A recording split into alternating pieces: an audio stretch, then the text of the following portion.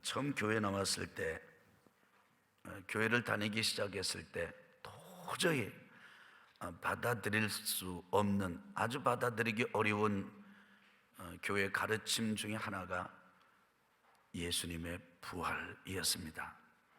앞에서 설교하시는 선교사님, 통역하시는 목사님, 열정적으로 이렇게 겉으로 볼 때 전혀 그런 말, 상식에도 맞지 않는 말, 이치에 맞지 않는 말씀을 하실 것 같지 않은 분들이 진지하게 예수 그분이 부활하셨습니다, 이렇게 설교하는 말씀을 듣고 의자에 앉아 있었을 때 아주 곤혹스러웠습니다.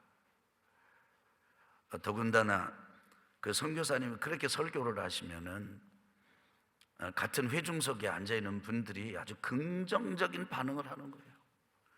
다 받아들인다는 표정으로 아주 열정적으로 예수님 부활하셨다고 하는 그 메시지에, 설교에 막 긍정적인 이 반응을 보일 때 아이고 혼란스러웠습니다. 내가 미친 건지 이분들이 미친 건지 얼마나 곤혹스러운지 모릅니다. 죽은 사람이 어떻게 살아날 수가 있습니까? 뭐 잠깐 죽은 것 같이 기절을 했다가 살아난다, 뭐 살아났다, 그건 뭐 이해가 됩니다. 또 죽음과 같은 경험, 유사 죽음 경험을 하고 난 다음에 뭐 살아났다, 뭐 그럴 수는 있겠죠. 그런데 그냥 완벽하게 죽었다가 완벽하게 살아난다, 이건 저는 도저히 받아들일 수가 없었습니다. 참 이게 어려웠습니다. 그런데 이 사복음서를 읽으면서 보니까 저만 그렇게 어려운 게 아니었고요, 예수님의 제자들이 그렇게 그 예수님의 부활에 대해서 어려워했더라고요. 받아들이기를 아주 곤혹스러워했더라고요. 예수님께서 순환 예고 예루살렘에 올라갈 것이다, 거기서 고난을 받고 죽임을 당할 것이다, 이런 고난 예고만 3번 하신 것이 아닙니다. 예수님께서 내가 예루살렘에 가면은 거기서 고난을 받고 죽을 것인데 제3일에 부활할 것이다. 예수님은 제자들에게 3일에 부활할 것이라고, 다시 살아날 것이라고 제자들에게 말씀하셨습니다. 신앙을 고백할 때도 이때가 기회로구나, 그 얘기를 하셨습니다. 또 길을 걸을 때도 예수님은 제자들에게 말씀하셨습니다. 그런데 제자들에게는 예수님의 고난도 받아들이기가 어려웠지만은 예수님의 부활도 받아들이기가 매우 어려웠습니다. 그래서 끝까지 받아들이지를 않았습니다. 그런데 그 제자들만 그랬던 것이 아니라 예수님의 곁에 있었던 여인들도 그랬어요. 오늘 말씀에 나오는 여인들, 이 여인들이 안식 후 첫날에 이른 아침 손에 향유를 들고 향품을 들고 이 무덤을 향해서 나갑니다. 그러면서 걱정을 태산같이 해요. 그 무덤의 돌문은 누가 옮겨주나? 이 여인들의 분위기는 지금 부활에 대한 기대는 요만큼도 없습니다. 아예 생각조차 못하는 거예요. 그리고 이 여인들이 했던 거는 지금 장례예요, 장례. 아직 장례가 안 끝난 겁니다. 우물하고 회의가 넘치고, 그렇지만 인간적으로 그렇게 사랑을 많이 받았고, 막달라 마리아 같은 경우는 그 주님으로부터 놀라운 치유를 경험했기 때문에 예수님을 잊을 수가 없거든요. 그래서 예수님의 장례의 마무리를 위해서 예수님의 시신에다가 발라드려야지, 마음을 넣고 사랑을 담아서 장례를 치르는 마음으로 그 무덤에 갔지 부활에 대한 기대를 가지고 간 게 아니에요. 그런데 이 여인들이 예수님의 부활을 맞닥뜨렸습니다. 부활의 진리를 경험하기를 시작했습니다. 이 여인들이 예수님의 부활을 경험한 것, 이것은요 갑작스럽게 된 일이 아닙니다. 처음에는 빈 무덤을 봤고요, 그리고는 천사들의 메시지를 들었고 실제로 부활하셔서 나타나신 예수님을 만났습니다. 부활하신 주님을 만나고 난 다음에 이 여자들이 완전히 바뀌었습니다. 장례 분위기를 다 떨어버리고 죽음의 분위기를 다 떨어버리고 아직도 여전히 망설이고 받아들이지 못하고 그리고 회의에 잠겨있는 제자들에게 가서 예수님 부활하셨습니다, 예수님 살아나셨습니다 전하는 전도자들이 되고 부활의 증인이 되었습니다. 사랑하는 우리 교우 여러분, 저는 이 여인들에게 있었던 이 첫 번째 부활의 은혜가 지금 저에게 그리고 이 자리에 있는 여러분 모두에게, 온라인으로 예배를 드리는 우리 성도들 모두에게 임하기를 예수 그리스도 이름으로 축복합니다. 이 여인들이 경험했던 예수님의 부활의 시작 단초는 이렇습니다. 첫째로 예수님께서 제3일에 부활하셨다는 것을 보았습니다. 경험했습니다. 여러분, 제3일은 어떤 기간입니까? 성경에 3이라고 하는 숫자가 많이 나오는데 이 3이라고 하는 숫자는 완전수입니다. 그래서 하나님의 존재가 삼위일체 완전하신 존재예요. 그런데 그것이 죽음에 적용이 될 때는 죽음도 그냥 죽음이 아니라 완벽한 죽음이에요. 완전한 죽음입니다. 예수님 금요일 날 십자가에 달리시고 자정부터 캄캄함이 임하고 오후 3시 숨을 거두실 때 마귀의 권세가, 더러운 귀신들의 권세가, 사단의 권세가, 죽음이 예수님을 삼켰습니다. 금요일 날만 삼킨 게 아닙니다. 토요일도 삼켰습니다. 그리고 이제 안식 후 첫날 3일째도 삼킬 참입니다. 그런데 3일이 다 지나기 전에 제3일에 여러분, 죽음이 예수님을 감당할 수가 없었습니다. 예수님을 죽음에 묶어 놓을 수가 없었습니다. 죽음이 예수님을 더 이상 묶어 놓을 수가 없었습니다. 토하듯이 예수님을 내놓았습니다. 예수님께서 죽음을 깨뜨리셨습니다. 여러분, 옛날에 요나 선지자가 물고기 뱃속에 들어간 적이 있었습니다. 이 요나는 보통 사람이 아니었거든요. 니누의 성에 가서 너희들 지금 이대로 살면 망한다, 이런 말씀을 전해야 될 사명을 띈 선지자 요나였습니다. 근데 제 마음대로 이렇게 가다가 물고기 바다에 던져지고 물고기 밥이 됐습니다.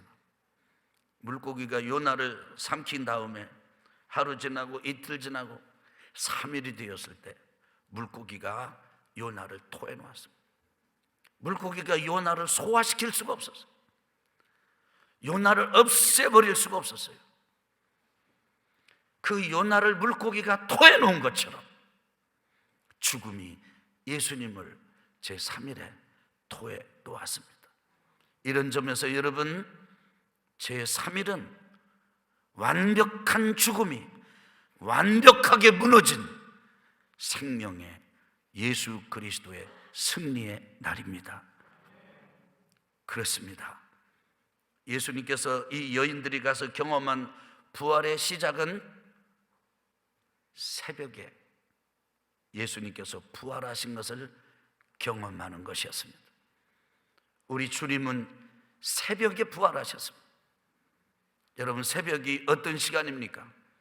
성경은 보니까 아직 날이 밝기 전이다, 이렇게 얘기합니다. 밤을 새본 사람들은 잘합니다. 뭘 잘합니까?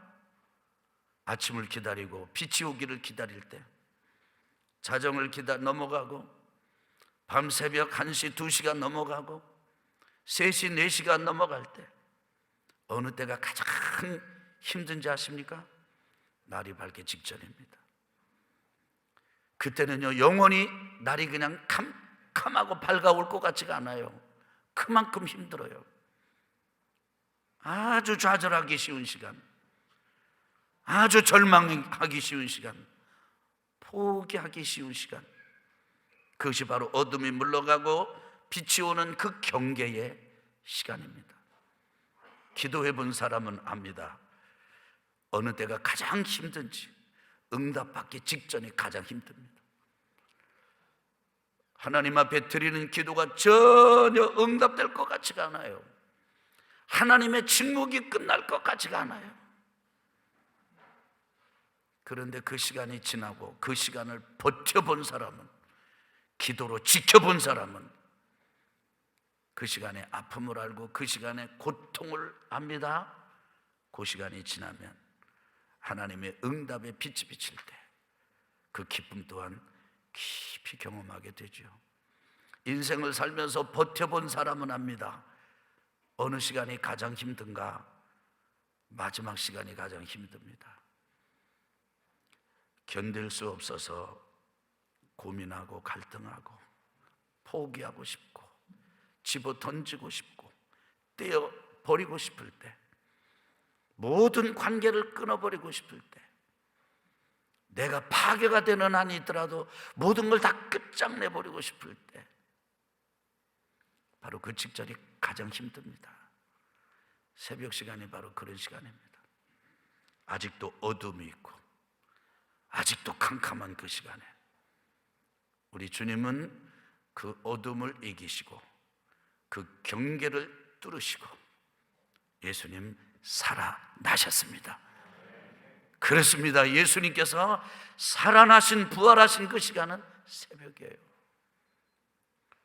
그리고 세 번째로는 오늘 우리가 읽은 이 마태복음 28장 1절에서 10절 말씀 중에 1절에서 보면, 그 내용을 전체 보면 예수님의 부활하신 것은, 이 여인들이 부활하신 예수님을 경험하기 시작한 곳은 무덤입니다. 예수님께서 십자가에서 숨을 거두셨을 때 아리마대 요셉이 무덤을 내어드렸습니다. 그 무덤은 그냥 평범한 흙을 팔고 이렇게 매장한 그 무덤이 아니었습니다. 바위였습니다. 바위를 뚫고 굴을 내서 거기다가 예수님을 모셨습니다. 그리고는 도둑이 훔쳐가지 못하도록 그 무덤의 문을 큰 돌문으로 여러분 꽉 닫아놨습니다. 이 여인들이 가면서 걱정했던 게 바로 그 돌문 누가 움직여주나. 여러분, 여인의 힘을 가지고는 옮겨 놓을 수 없는 돌이에요. 그만큼 큰 돌이에요. 여인들이 몇 사람 이렇게 해가지고 옮기기 이게 힘든 그런 돌문, 그런 돌문이 꽉 잠겨있는 그 무덤, 그 무덤에서 예수님은 완벽하게 돌아가시고 완전한 죽음 가운데 여전히 캄캄함이 있을 때 그 무덤에서 예수님 살아나셨습니다. 여러분, 무덤은 우리에게 늘 두 가지를 상기시켜 줍니다. 하나는 그 무덤의 주인공이 살았던 사람이라는 거예요. 여러분, 무덤에 가보면 무덤에 비석이 있습니다. 그 비석에 이름이 있죠. 그 비석에 어느 한켠에 언제 태어나고 언제 죽었다 생몰이 기록되어 있습니다. 가족이 누구다 기록되어 있습니다.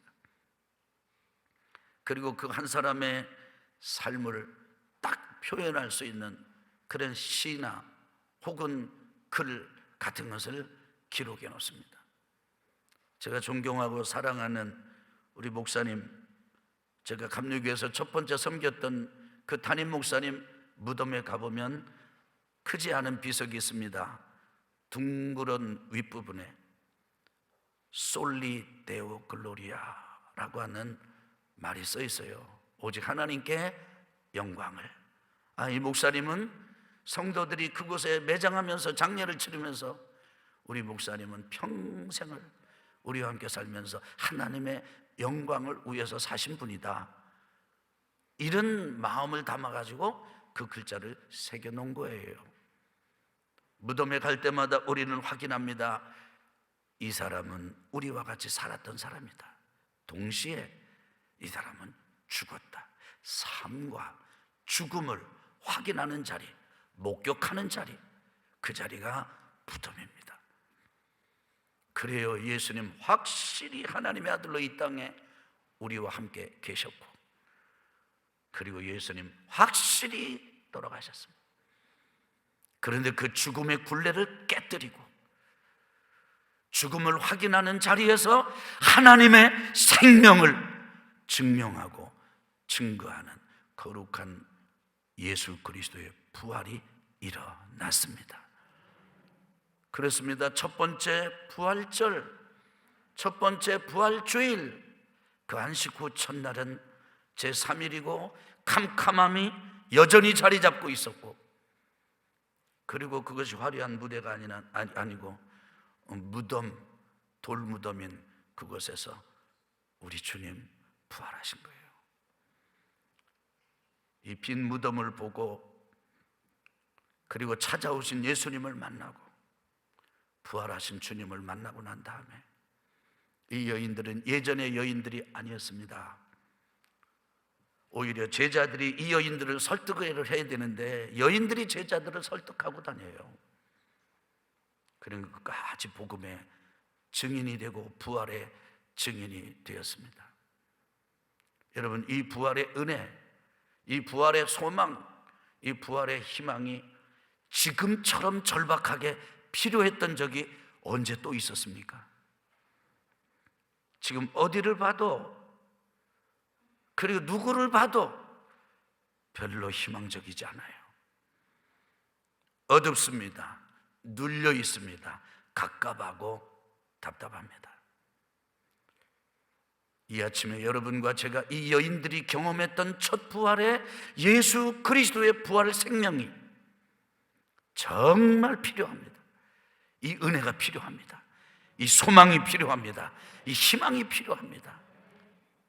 여러분과 저에게 바로 확실히 죽으신 예수님, 확실히 살아나신 그 예수님, 승천하신 그 예수님, 성령으로 역사하시는 그 예수님의 생명이 우리 안에 넘쳐나서 우리 영혼이 살아나게 되기를 예수 그리스도 이름으로 축원합니다.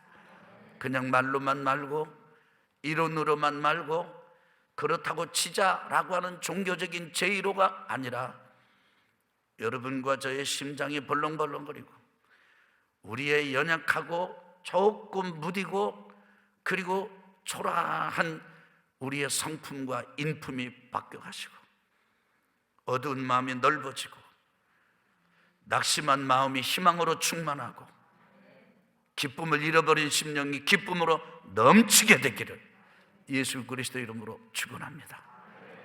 여러분, 하나님의 거룩한 이 부활 생명이 들어가면요, 이상하게도 여유가 넘쳐요. 저는 특별히 아버지들에게, 남편들에게 예수 부활의 생명이 들어가기를 축복합니다. 자녀들의 어떤 것을 좀 할 때 그것을 아버지가 담아낼 수가 없어서 자녀들에게 마음을 주지 못하고, 아내가 어떤 일을 할 때 그 아내의 그것을 감당하지 못해서 받아내지 못하는 그런 조그만 그릇이 부활 생명이 들어가 가지고 세상의 염려, 근심, 소진됨, 탈진, 불안, 두려움, 이런 것이 깨끗하게 깨끗하게 비워져서 부활 생명으로 넉넉한 그릇이 돼가지고 이 아버지가 자녀들을 다 담게 되기를 축복합니다. 아내를 넓게 품게 되기를 축복합니다. 우리 아멘 좀 크게 합시다. 아멘. 세상에 어떤 일을 당하더라도 뭐 그럴 수 있는 것이고 희망이 있다. 예수님께서 죽음을 생명으로 바꾸신 것처럼 여러분, 예수님은요, 이 부활하시고 난 다음에 예전에 사시던 것보다 전혀 차원이 다른 더 놀라운 생명, 공간에 벽에 묶이지 아니하고 마치 벽이 없는 것처럼 벽을 통과해 버리는 그런 부활 생명으로 새롭게 일어나지 않으셨습니까? 이런 은혜로 일어나게 되기를, 아버지들이 일어나게 되기를, 우리 형제들이 일어나게 되기를, 우리 남성들이 일어나게 되기를 예수 그리스도 이름으로 축복합니다. 축복합니다. 요즘 보면 이 학교 개학을 못 해가지고 예전 같으면 벌써 자녀들을 좀 엄마가 다 학교 보내고 좀 여유 있는 시간도 좀 가질 수 있고 뭐 이럴 수 있는데 엄마들이 그럴 수 없잖아요. 자녀들을 데리고 있다 보니까 엄마들이 너무 스트레스를 많이 받았어요. 예전에는 방학이 언제 끝난다. 그래서 한편으로 방학에 자녀들하고 같이 시간도 즐거운데 또 한편으로는 얼른 끝나기를 바래. 그런데 방학이 안 끝나. 아침에도 봐야 돼.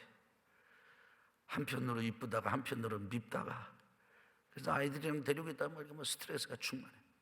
마음에 여유가 없어요. 그런데 모든 굴레로부터 다 벗겨지고 예수 그리스도의 부활 생명이 그 안에 들어가면 엄마의 마음이 넓어져서, 우리 아멘 합시다. 여유가 생겨서, 아직 그릇이 요만한 게 아니라 워낙에 늘어나가지고 자녀들이 이 안에서 뒹굴르고 뛰어내리고 그냥 모든 일 하더라도 다 이쁘게 보이고, 한편으로 왼수다 이렇게 하지 않도록 다 품는 여유의 은혜가 넘치기를 예수 그리스도로 축원합니다.